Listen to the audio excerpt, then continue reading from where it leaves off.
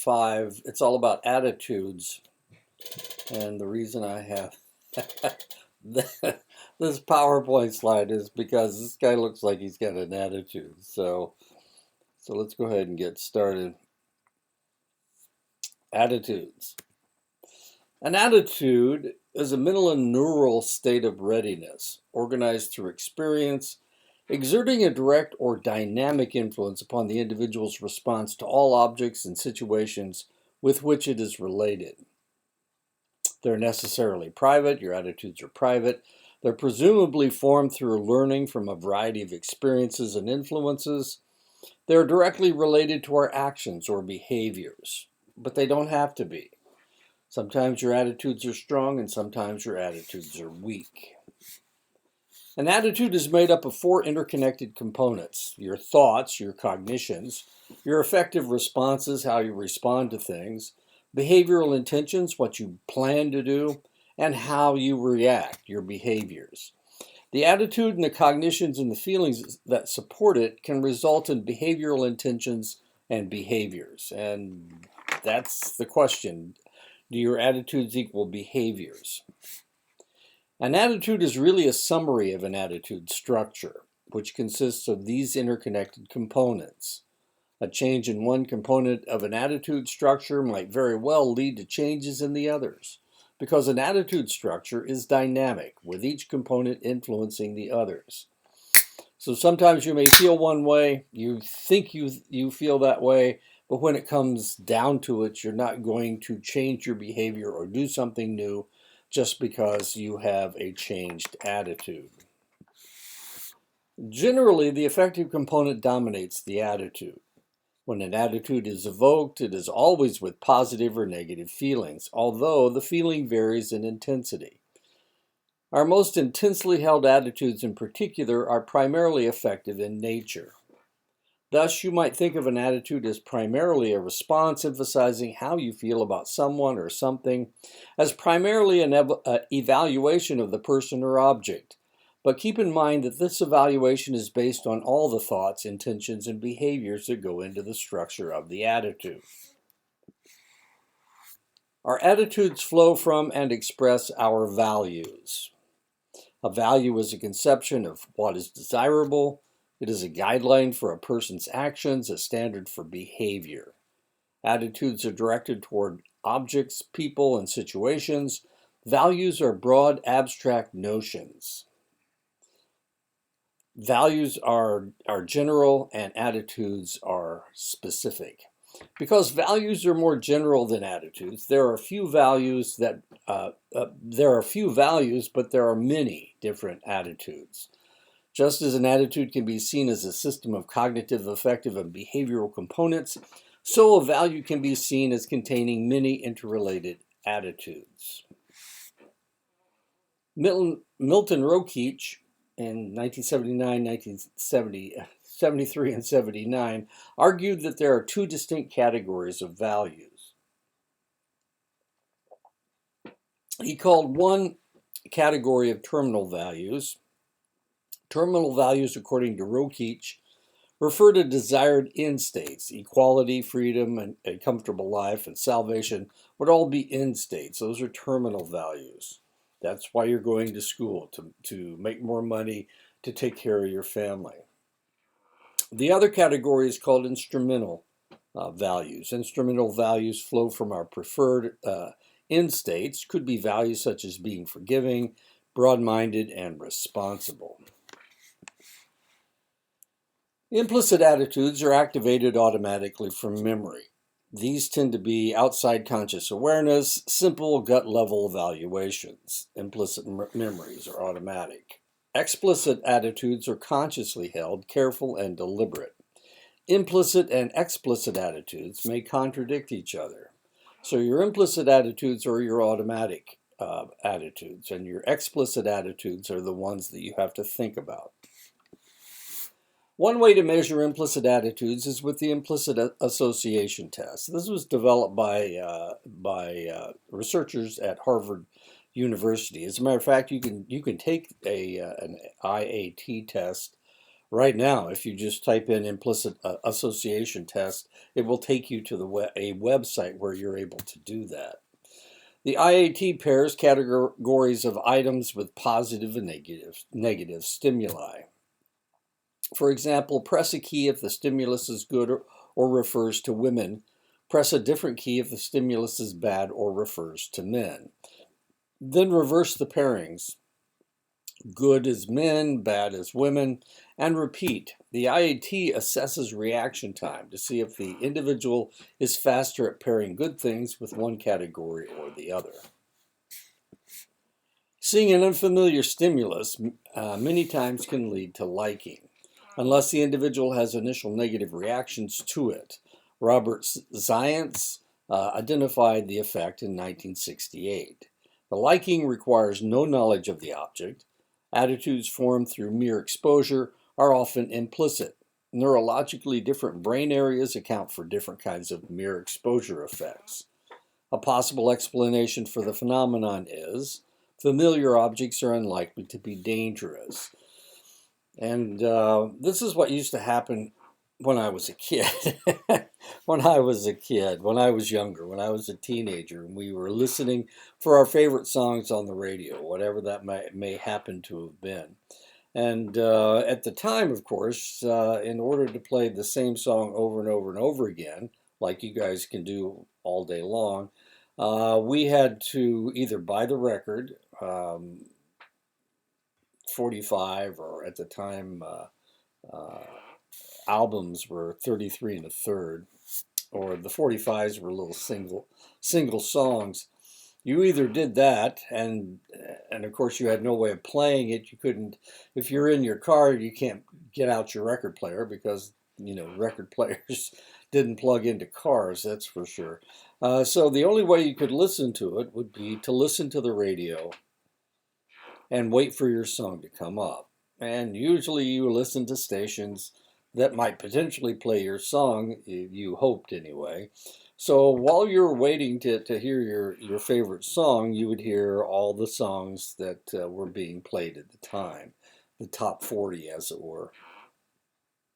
So what happened was that because you were listening to all these songs, you heard them over and over and over again, trying to find your favorite song, you got to know all these other songs, and you got to like these other songs, not because they were your favorite, but because you heard them over and over again, and you memorized the lyrics to the songs, and that's the way it used to happen. Now, of course, and then they invented cassette. No, that's not right. They invented 8-tracks and then cassettes and then CDs, and you could carry around a cassette player, or you could carry around a CD player. They used to call these things Walkman, and you would put your earphones on and you would listen to them. If you've ever seen the movie Guardians of the Galaxy, what he has and what he puts on his ears, that's a Walkman. Because that was back in the 70s, I think. I think that was in the 70s, or maybe the 80s, when he was stolen from Earth. Star-Lord, I think that's what he calls himself. Anyway, that's a Walkman. That thing he puts on his ears to listen to it. It's a cassette player, so it's a portable cassette player. Anyway. Okay, so the mirror exposure effect was very common back in the 1970s and 1980s. And now, of course, you can listen to anything you want. And as a matter of fact, I do. Everybody's got a playlist, right? Well, I've got one too, and mine's on a jump drive that I plug into my car. And I can listen to all my favorite songs over and over and over again. And I don't have that many. There's only about 200 songs on that jump drive, 250 songs or so. And most of them are old, and most of the people that sing those songs have been dead for a while. So, and Toby Keith just died. I've got a song by Toby Keith on my jump drive. He's in my playlist. But mere exposure effect is doesn't only work with music. Familiarity does not breed contempt. The more familiar you are to things, the more you tend to like them, or at least recognize them. Familiar faces, ideas, and slogans become comfortable old friends. Repeated exposures often work very well in advertising. The Marlboro Man was invented to convince male smokers that taking a drag on a filtered cigarette would enhance their manhood, lasted through a generation of smokers at least. This is the Marlboro Man, and the reason that here's a tough-looking cowboy smoking a filtered cigarette. Now, one of the things that you have to know if you need to understand this advertising is that filtered cigarettes didn't come out until the 1950s. They started in the 1950s. Everybody during World War II smoked filterless cigarettes because that's what the soldiers were given overseas. When they came back, of course, they smoked unfiltered cigarettes. And they didn't start smoking filtered cigarettes until they started pushing them. And the reason they started pushing them is because they realized that they were killing so many people with their tobacco. So they started putting filters on cigarettes, and a lot of people said, "No, I'm not going to smoke that." Real men smoke unfiltered cigarettes, and you used to be able to find unfiltered cigarettes. You can't now, I don't think. But yeah, it was really kind of interesting to watch advertisements on television and how things were changing over time. It was really kind of fascinating to watch. When we walk down the aisle to buy a product, whether it is cigarettes or soap suds, the familiar name brand stands out and says "Buy me," and that's why you buy Tide detergent. That's why you buy Lay's potato chips. That's why you buy, I don't know, what else is there? Um, that's why you buy Oreos instead of what was it? Hydrox. Hydrox cookies were just as good as Oreos, and they were almost the same product. But Oreos became more popular because they had more commercials on television. And of course, when we see something that we have seen a lot of, then we buy it. That's what we do. And not only that, but if people tell us something over and over and over again, like a jingle, um, LSMFT, Lucky Strike means fine tobacco. Now, why in the world do I know that? I know that because I heard the commercial over and over and over and over, and there was a jingle that went along with it that I'm not going to sing. But all of these things are cueing us to buy their products. But the same thing can happen in politics. If you repeat a lie over and over and over again, people start believing the lie because the idea they forget where it comes from, or they forget that this is nonsense, and all of a sudden they've heard it so many times that becomes the truth. The lie becomes the truth. And this is one of the problems we have in politics. And there's the old Marlboro commercials, advertisements. This guy is no longer alive. I think it's the same guy. The Marlboro Man. He died. Actually, he didn't die of lung cancer. He died at age 91. He may have died of lung cancer, but he died at age 91. He's supposed to be a tough cowboy guy. See how tough he is? His pants were brown. Isn't that interesting? Why were his pants brown? They certainly were made out of leather. Anyway, but there's other things that we recognize. There are other advertisements, other things like Flow, or this is the insurance guy. He also played. He was in Major League. He was the Serrano, the guy that couldn't hit a curveball. And this is the Dos Equis guy, the most interesting man in the world. Dos Equis. Anyway, a way to form attitudes is through direct personal experience. Direct personal experience has the power to create and change attitudes. Attitudes acquired through direct experience are likely to be strongly held and affect behavior. People are also less likely to be vulnerable to someone trying to persuade them to abandon the attitude. If it's happened to you, then you can forget it because it's happened to you. That's what's going on. Direct experience continues to form and shape our attitudes throughout life. One study examined the effects of direct experience with government agencies on younger and older individuals' attitudes toward government. Attitude adjustment was just as common among older individuals as younger individuals. And this is a lieutenant in the United States Army, and for some reason the police wanted him to get out of his truck, and he couldn't figure out why they wanted to get him out of his truck. He rolled the window down and they sprayed him with pepper spray, and of course this guy was fired for doing that. Because he may have, he's a United States, he's in the United States Army. It's He's got his name on his clothes. Why in the world? Why in the world would you attack him like that? It's not difficult. Army people, it's fairly obvious that they're in the army for one thing, but it's also one of the things about military personnel is that they're very easy to identify, mainly because, well, they could have identified him by his license plate, but like I said, he's got his name on his uniform. This was in Virginia.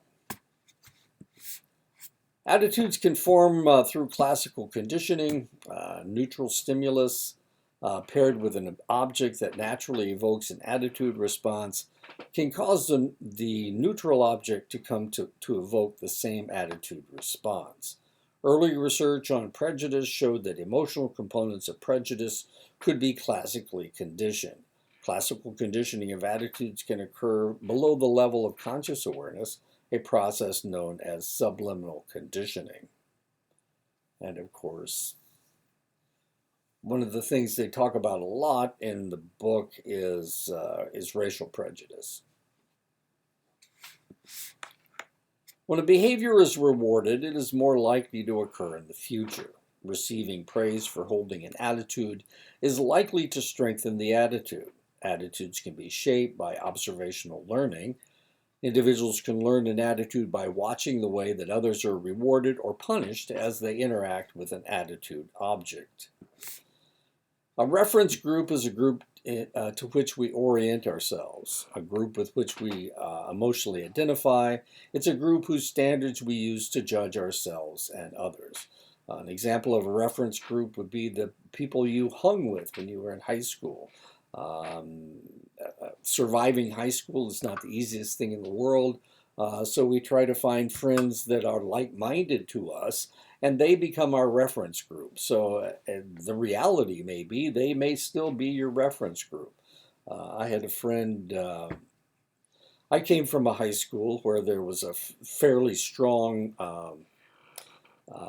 identifications that people did. There were the brainiacs, we had the really smart people, we had the athletes, and then we had the motorheads, and that was pretty much it. It was a different time than what you guys are going through. There were no gangs back then. There were no drugs. There was alcohol, but there were no real drugs. This was I graduated from high school in 1967, so primarily that was it. There were the smart kids, the athletes, and the people that wanted to fix cars and talked about cars all the time. And I was in two of those groups. I don't know jack about cars, but I was one of the intelligent kids, and I was an athlete. But I wasn't an athlete until my sophomore year or my junior year in high school. I played baseball, but so did everybody else. I mean, it was that small a school. Anyway, so they became my reference. I was in all these reference group. That was my reference group. A lot of the athletes were in the with the really smart kids, and I was one of those. I kind of traded back and forth. But the reality is, and this is really kind of strange, I recognize the fact that that's what was going on. People identified with the people around them, um, and they tried to make friends with this person because they were the most popular, or be around this person because they always got straight A's, and they wanted to be identified with that group, as strange as that may seem. But so I just kind of rejected the whole reference group thing and kind of hung out on my own and became my own person. So it was interesting when everybody went off to college. Everybody went to the same college. They went to the same college as the popular people or the brainiac people. This was in Indiana, so everybody either went to Ball State or they went to Purdue. And I went to a small liberal arts college that nobody had ever heard of. But it was in Indiana, and everybody knew that the school existed, but nobody wanted to go there. It was a non-religious school, and all the other schools in the state were either state schools or they were affiliated with a church.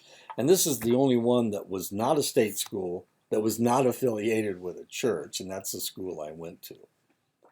As interesting as that is, I mean, this is Indiana, where you've got Hanover that's Presbyterian, you've got Franklin that's Baptist, you've got DePaul that is Methodist, Notre Dame, of course, is Catholic, and there were a number of Catholic schools in the state.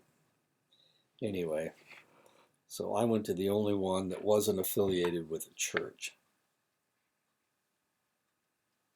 and everybody was surprised, not because they thought I was religious, but because you either went to a state school or you went to a church affiliated school. I went to one that wasn't.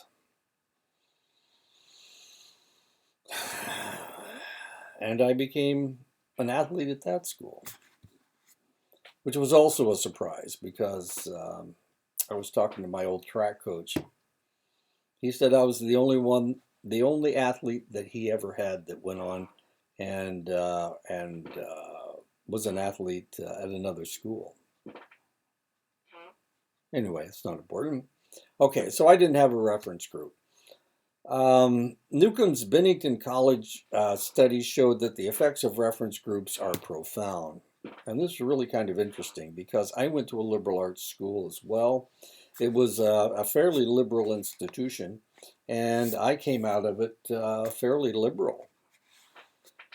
And I started out relatively conservative, just like the people at Bennington. Now, Bennington College, right now, Bennington College is co-ed, but back then, Bennington College was an all-girls school, all-female school. It was a women's school. Okay, there's reference group.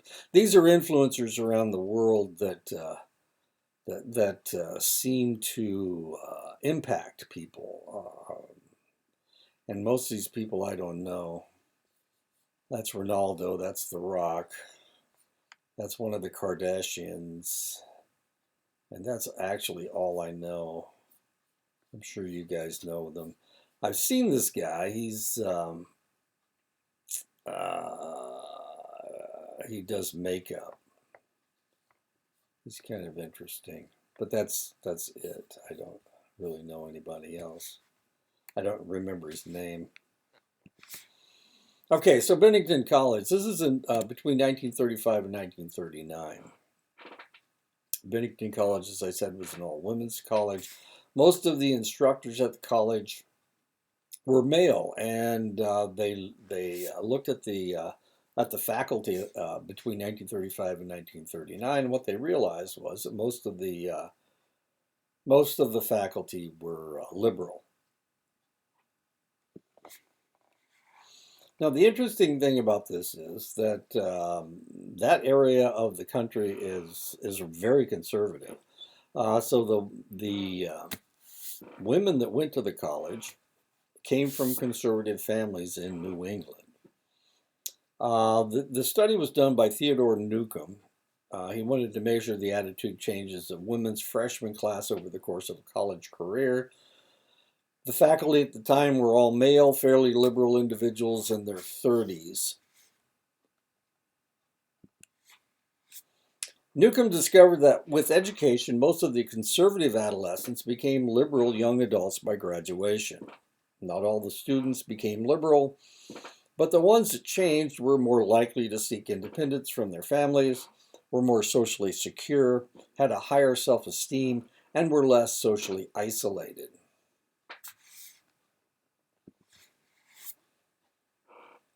And then he discovered they looked at these same graduates in 1960 and then in 1990, and he found out that the liberal attitudes were quite stable. Follow-up studies of the 1939 graduates in the 1960s and 1990s found that the women maintained their liberal orientation at 0.47, which is fairly high.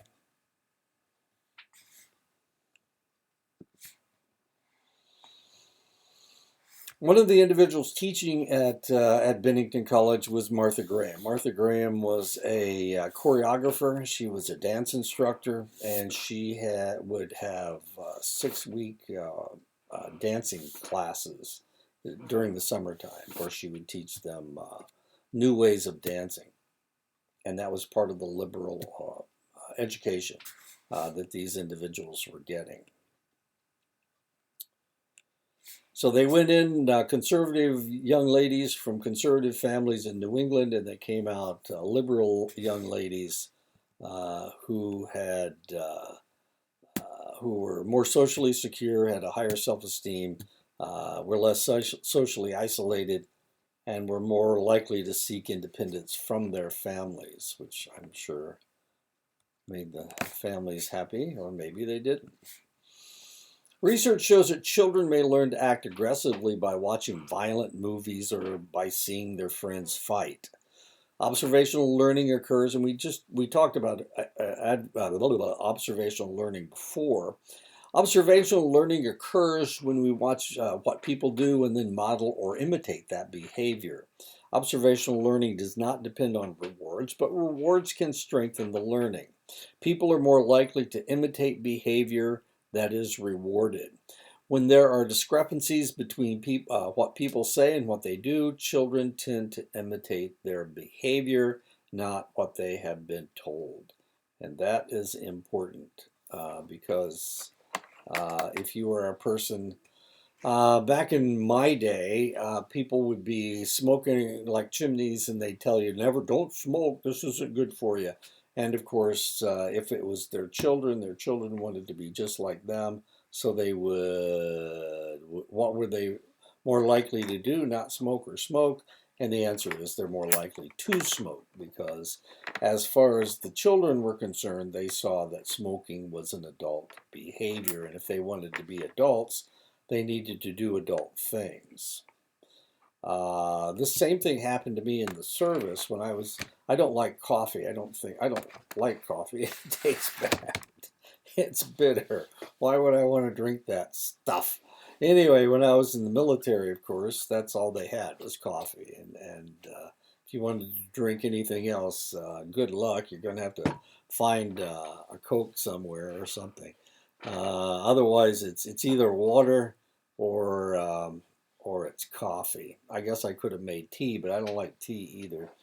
Um, I'm not going to tell you. Well, I can't tell you why. I baled a lot of hay when I was a kid, and that's what tea tastes like to me. It tastes like baling hay and getting all that hay chaff stuck in your nose. Anyway, that's not important. So when I was in the service course, people made fun of me because I didn't drink coffee. How do you like your coffee? Black if the spoon stands up, then that's all the better. That kind of stuff. Cowboy coffee and the rest of that stuff. Um, you know, I always was given a hard time because I didn't drink coffee. And my dad drank a lot of coffee, but I don't drink coffee at all. I didn't pick it up. I just didn't pick it up. And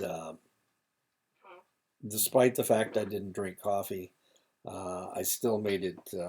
I feel like I'm still a male. I feel like I'm still an adult.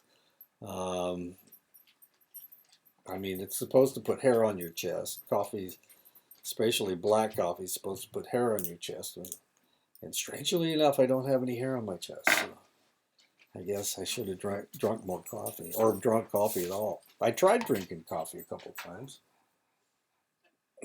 Don't like it. It tastes too bitter. I don't care how much stuff you put in it. I just don't like the flavor. Give me a good Code Red Mountain Dew any day. And of course, I'm pre-diabetic, so I'm drinking zero sugar Code Red Mountain Dew. Not right now. I'm just drinking a zero sugar Mountain Dew. Not bad. You get used to whatever you're drinking. The other thing that I drink is lemonade. What I'll do is take Crystal Light, a package of Crystal Light, and I'll mix it with half of a lemon, and then a can of sparkling water. And I make myself a lemonade pop. It's carbonated. Mass media play an important role in our society. Media heroes tend to be a very important influence in the development of our attitudes toward all manner of things: politics, race, gender, violence, crime, love, abortion, and sex. What was I? Oh, I was just on CNN and they were talking about Tucker Carlson's in Russia interviewing Vladimir Putin. Really kind of interesting, and you're thinking, geez, everybody in the United States, a lot of people in the United States are backing Ukraine because Ukraine was invaded by the Russians. And, there's, what are we going back to? The Imperial Russia? And, Tucker Carlson is trying to change people's minds because people remember him from Fox News and they liked him. Okay. He's an influencer. And that's what saw back here. Where's our influencers? There they are. These are the people try to follow. They want to be just like The Rock. They want to be just like her, whoever she is. They want to be just like, I don't know about him. Kim Kardashian, what is Kim Kardashian's game? What and why in the world would anybody listen to her? And the answer is she's a celebrity. And she's not an actress. She's not an athlete. She's just a person that everybody wants to emulate, as weird as that is. Maybe this is Ariana Grande. I don't know. Anyway, so these are all influencers, people that everybody wants to be like. Ronaldo is a great soccer player. He plays in Saudi Arabia right now. And like I said, the rest of these people I don't even recognize. I do like The Rock, though. Anyway. Issues given extensive coverage in the media become foremost in the public's consciousness. So influencers can make us focus on these things. And that's what people are complaining about. Taylor Swift. A lot of people like football, but since Taylor Swift has started dating Travis Kelce, and has been going to the games, and they've been showing her, everybody that just loves Taylor Swift, and what does she have? 247 million followers on Twitter, which isn't Twitter anymore. It's X, I think. Anyway, she has 247 followers all these people are going gaga over the fact that she's there. And then some of the football fans are complaining, especially the ones who, the Buffalo Bills, were complaining because she's dating a Kansas City Chief tight end. You know, she's an influencer, and I just read a news story about she's in Japan right now putting on a concert, and the Japanese are going insane, of course. And there was a huge deal about whether she can get back for the Super Bowl on Sunday or not. And the Japanese government promised that she'll be back for the Super Bowl, so nothing to worry about. Mass media can take many forms today, including streaming services, social media applications, internet-based websites, gaming consoles, and traditional television. With all these choices, our media consumption has slowly risen. In 2019, the average American adult spent a little over 12 hours a day viewing some form of entertainment. And I'm on my computer a lot, but I don't know, this is work, not entertainment. Expanded choices have led to shifts in how people consume entertainment. Older adults above age 50, and I'm 74, so I must be there, still primarily receive their entertainment via traditional television. However, young adults below age 35 spend their time consuming media via apps on their smartphones. Media use for children follows a pattern similar to that of adults. Children are watching less traditional television and instead are streaming and using smartphones more than they did in the past. And that's my grandson. He's 11 years old. And by golly, he is on his cell phone, especially when he's around his grandparents, because his mom yells at him to get off his phone, and we don't. Overall, total media use in children aged 8 to 18 accounts for about 7.5 hours a day on average. 7.5 hours a day, that's a lot. Enormous cultural changes have occurred over the past 50 years. Changes in sexual attitudes and behaviors are among the most noticeable and striking shift. Mass media has an enormous impact on sexual attitudes and behavior. Television programs and movies regularly mention topics such as teenage pregnancy, abortion, sexually transmitted diseases, and rape, whereas 30 years ago these topics were taboo. This sexual revolution has dramatically altered American culture, especially for women. And if you want to see if this is true or not, watch a movie from the 1970s, from the middle of the 1970s, which was supposed to be the time of the sexual revolution taking place. Completely different from what we see today. The haircuts are different. Men, and it's really kind of interesting. You can tell when a movie was made by what their hair looks like, by what their facial hair looks like. Now everybody sports, some kind of hair on their face for one reason or another. Lots of tattoos. Back then, no facial hair, long hair. You know, hair is shorter now. There's a lot of bald-headed men that shave their heads. Just really kind of fascinating. You can tell what era some movie or television came from by looking at people's hair, especially men's facial hair. Really kind of fascinating. Communication researchers have long argued that the topics most salient in the mass media tend to set the public agenda. This agenda setting occurs because the topics most prominent in the news shape the public's cognitions, increasing the focus on certain issues as opposed to others. Now, this is really kind of interesting and kind of a problem. And they talk about this in the book, but I didn't put it in the chapter. Political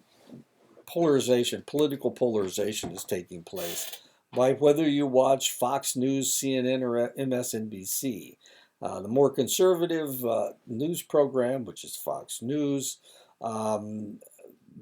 their agenda is totally different from CNN and MSNBC, which are more liberal news programs. But the reality is, a lot of people don't see either ones of those. They don't.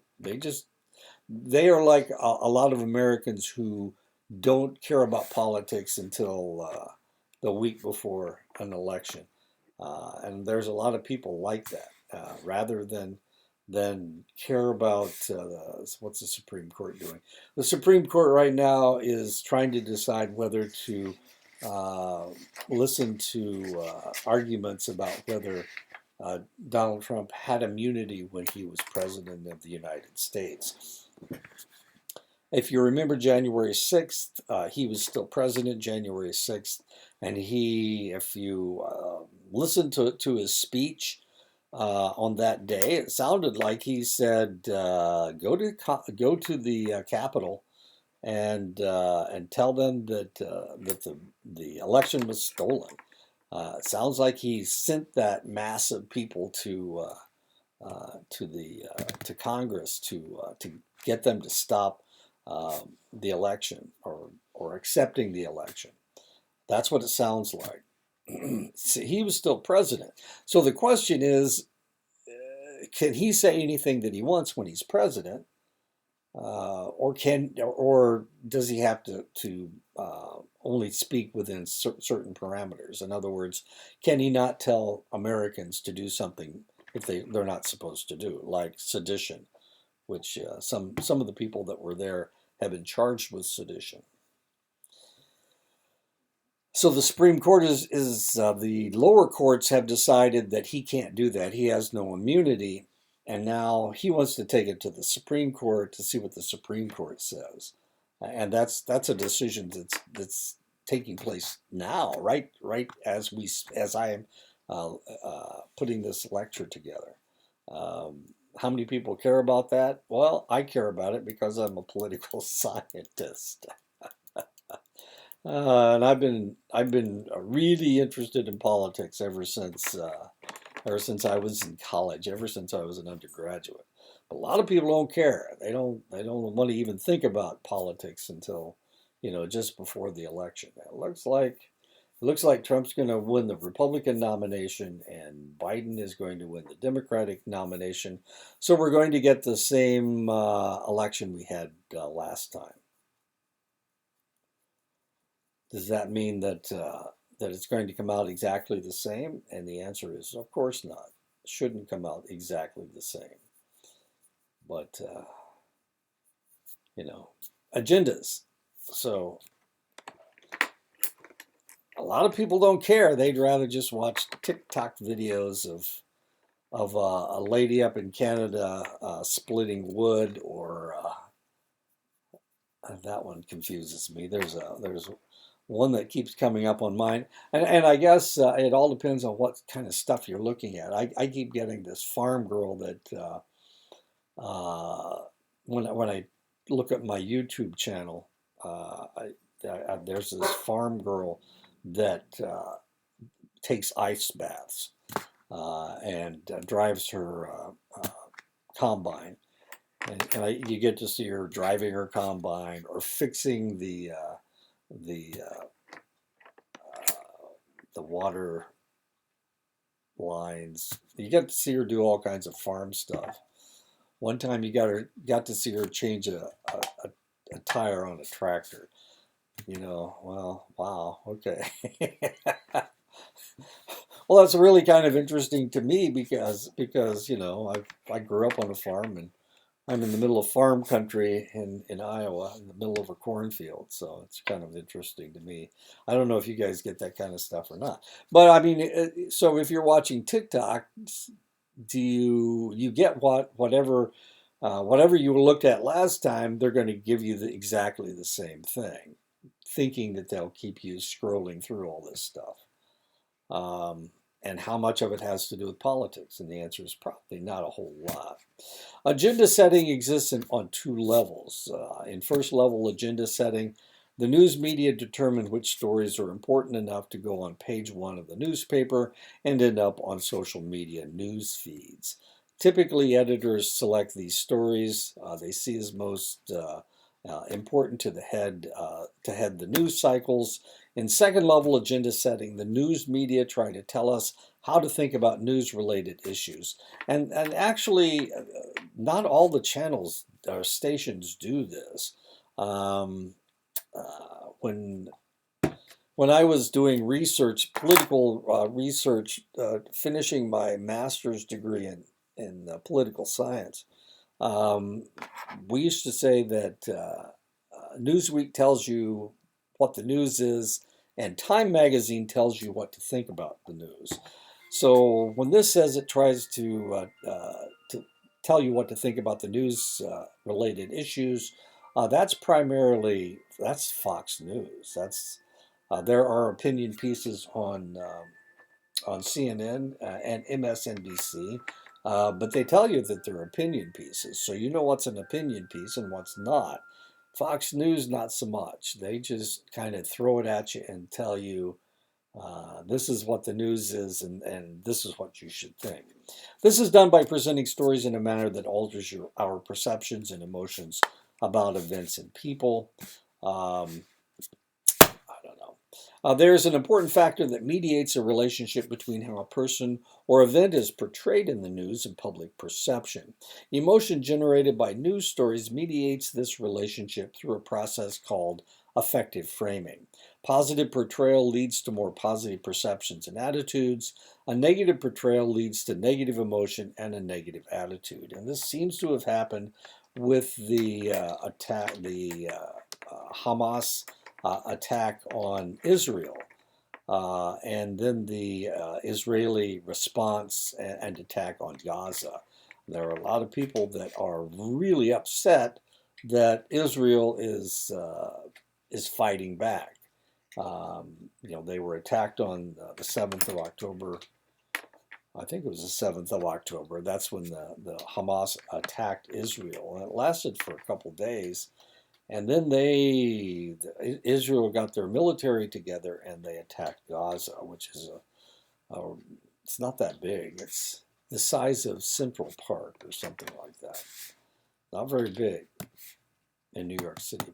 What is important about setting the agenda is that it seems to make people more sensitive to the issues contained in a news story.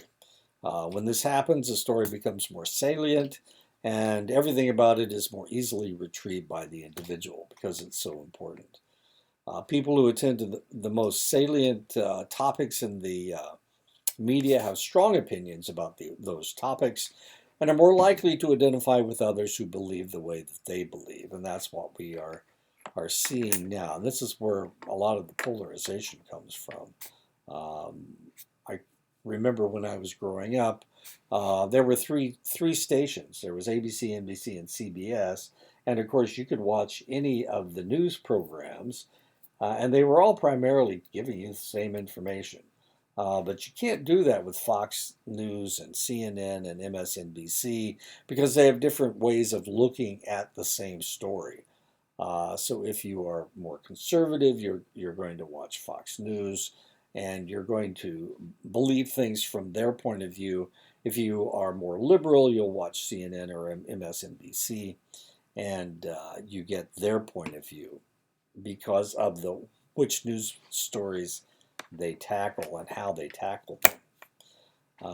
But one of the things I've noticed on Fox, you get a lot more opinion than you do on CNN and MSNBC. But then again, I'm more liberal and I watch CNN. As a matter of fact, I looked at CNN just before I started recording this lecture. I was trying to see what important things have happened. I don't want to miss anything. Fear of missing out. FOMO. Select issues tend to fracture the public into several often antagonistic opinion groups. Does agenda setting really matter all that much? Does it really have an influence over what people think? A meta-analysis by Luer et al. In 2019, analyzing the agenda setting literature between 1972 and 2015, found a strong relationship between media agenda setting and public attitudes. And those, of course, we've just gone through the pandemic. If you were watching Fox News about Trump's reaction to the pandemic, you get one picture. If you were watching CNN, you got a totally different picture. Sometimes with the same news feeds. Some attitudes may have a significant genetic component. Moral attitudes seem to have an inherited component. Heritability refers to the extent to which genetics accounts for differences among people in a given characteristic or behavior. If the heritability of a characteristic is less than 100%, then other influences are involved. So attitudes are very rarely 100% genetic. It makes sense that if we know something about a person's attitudes, we should be able to predict their behavior. People will act in a manner consistent with their innermost feelings and ideas. Attitudes appear to be, at best, only weak predictors of behavior. Social psychologists have concluded that a relationship exists but is more complex than they suspected. And one of the things that they've discovered is that the early research with attitudes was that they were looking at weak attitudes rather than strong attitudes. And of course, the weaker the attitude, the less likely that it will predict behavior. There are several reasons why attitudes aren't good predictors of behavior. When researchers looked at a specific attitude, they often were able to find a good relationship between attitude and behavior. Another reason why attitudes and behaviors may not relate strongly is the fact that a behavior may relate to more than one attitude. Asgen and Fishbein in 1980 proposed the theory of planned behavior. This theory assumes that the best predictor of how we will behave is the strength of our intentions. The theory is essentially a three-step process to the prediction of behavior. The likelihood that individuals will carry out a behavior consistent with an attitude they hold depends on the strength of their intention, which is in turn influenced by three factors: the attitude toward the behavior, the subjective norms, and the perceived behavioral controls. The first factor that influences behavioral intention is attitude toward the behavior. We are talking about attitude toward the behavior, not toward the object. The theory says that the attitude toward behavior is a better predictor of your actions than your attitude about the general topic, because it affects your intentions. If you believe in exercise, will you exercise if you hate sweating? And the answer is, well, that's the whole point, isn't it? If you hate sweating, then you won't exercise because sweating makes you exercise. And I read this, and of course they have a whole section in the book about this. And I was looking at this yesterday. So I looked it up, and there's a lot of people that hate to sweat, and I was just shocked. Of course, I've always exercised, and I'm a sweater. I'm a big sweater. And actually, I'll go to the gym and lift, and by golly, I'm just ripping by the time I'm finished. And I'll be in there with people that, of course, they don't do things as fast as I do, but they'll be in there, and they won't sweat at all. And the reason they don't sweat is because they rest in between lifts, and I don't. What I will do is I will lift one muscle group, like my biceps. I'll do a bicep exercise, then my next exercise is a tricep exercise, or it'll be a chest exercise, or it'll be an ab exercise, or a trapezius exercise. And that way, I can work different. I can just keep going, and of course, because I'm doing lifts one right after the other, and not resting in between, I don't cool off, and I sweat a lot, just like this guy. The second factor, subjective norms, refers to how you think your friends and family will evaluate your behavior. For example, you might think, all my friends exercise, and they will think that it is appropriate that I do the same. In this case, you may exercise despite your distaste for it. Your friend's behavior defines exercise as normative or the standard. And now, since they think of exercise as something everybody does, then it'll be okay for you to do it. If they were against sweating, if they hated sweating and they hated exercise, and they think that only weird people exercise, then you're not going to do it either. Subjective norms. Behavioral control, the third factor, refers to a person's belief that the behavior he or she is considering is easy or hard to accomplish. The person will be more likely to engage in health-related preventive behaviors, such as dental hygiene or breast self-examination, if he or she believes that they can easily be done. And of course, I put this up here. I'm not exactly sure. That seemed a little bit much to me. But if it's something that you can easily do, and like I said, I was trying to figure out if there are that many people that hate sweating, and it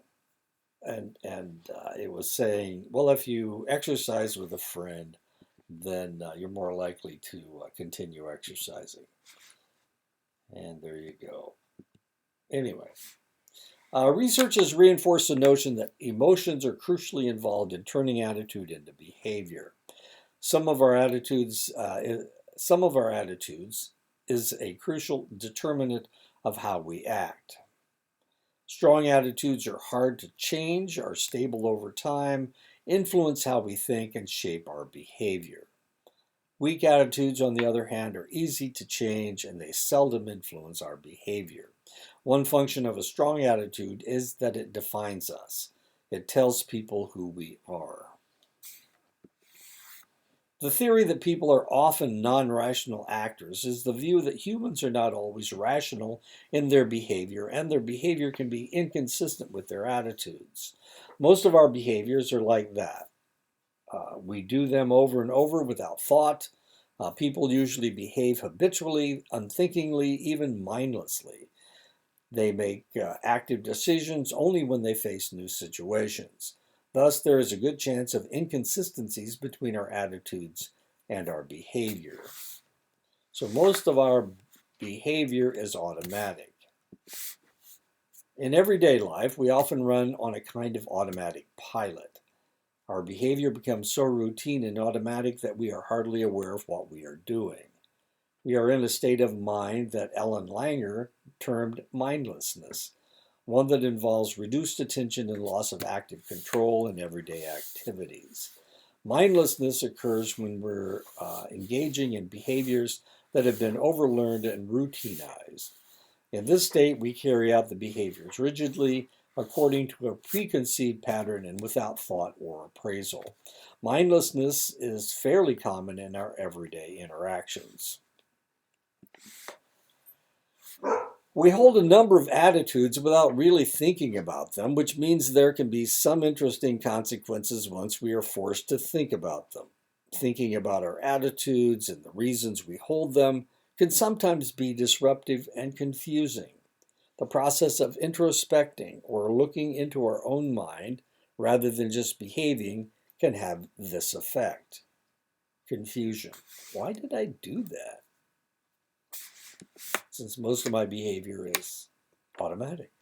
Why our attitudes aren't really always rational. When an attitude is not particularly important to you, you may not have thought about the attitude object much or have expressed the attitude very often. So in this case, you don't really know what you think because it's automatic. You've always done it that way. When you don't have a clear sense of our goals and needs, because people are often not clear about their goals and needs. When we are not clear about what we want to accomplish, then our behavior will be relatively unpredictable and might well be uncoupled from our attitudes. People like to hear and see information that confirms their already existing attitudes. During the 2004 election cycle, conservatives exposed themselves to media outlets that supported conservative ideals, in other words, Fox News, whereas liberals exposed themselves to outlets that supported liberal ideals, MSNBC. Generally, conservatives tend to gravitate to talk radio and Fox News, and liberals to PBS and Facebook. Does this selective exposure lead to political polarization? Research suggests that it does. People actively seek out information sources that support their political attitudes. In other words, they're living in an echo chamber. They are hearing things that agree with what their attitude is or what their opinion is. This relationship is especially strong for people with already extreme political attitudes. So whether your attitudes are or political ideas are liberal or conservative, the more radically or extreme your political attitudes, the more likely you will only listen to you'll only listen to the echo chamber. You won't hear different ideas. So as a liberal, I don't watch Fox News. As a conservative, other people don't watch CNN or MSNBC. A person's ideology is related to how they think and their motivations for action. Motivated social cognition means that a person adopts a way of thinking, an ideology, because it serves some psychological need and relates to a person's needs and motivations. Research shows that inflexibility and biased thinking are found whenever a person has an extreme ideological position, regardless of whether the person is liberal or conservative. It all depends on how extreme your ideas are.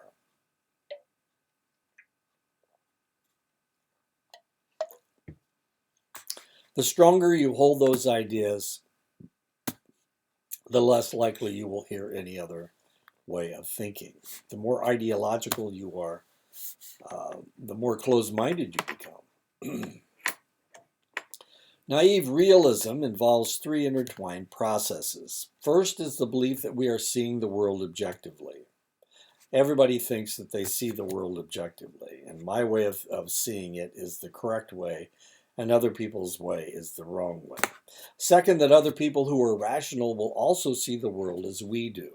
So if you don't see the world the way that I do, then you're not being rational. Third, if those others don't see the world as we do, then either they do not have the right information or they're not rational and harbor ulterior and bad motives.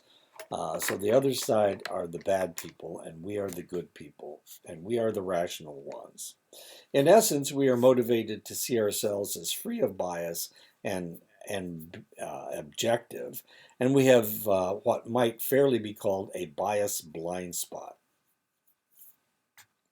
And this is known as naive realism. My realism is